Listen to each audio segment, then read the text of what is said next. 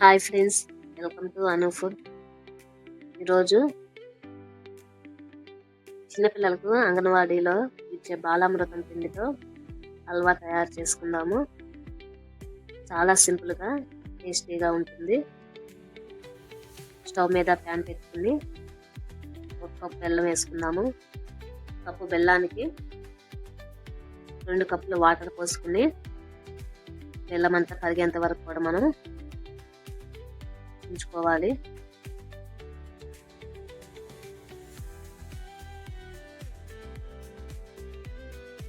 బెల్లం అంతా పాకమేం అవసరం లేదు, బెల్లం వరకు కరిగేంత వరకు కూడా మనం ఉంచుకోవాలి. కరిగిన తర్వాత పక్కన పెట్టుకుని మరొక ప్యాన్ తీసుకుని స్టవ్ మీద పెట్టుకుని 3 స్పూన్లు నెయ్యి వేసుకున్నాము.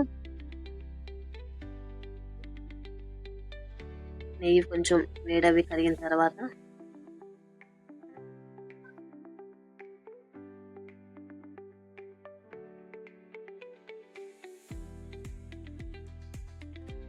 కప్పు బెల్లానికి కప్పున్నర వరకు మనం బాలామృతం పిండిని వేసుకుని వీడియోలో చూపించిన విధంగా ఒకసారి కలుపుకుందాము.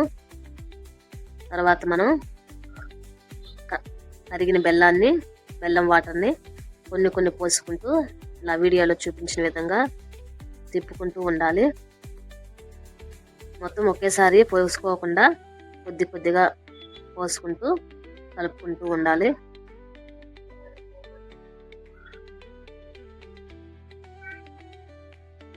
మూడు యాలక్కాయలు కూడా వేసుకున్నాము.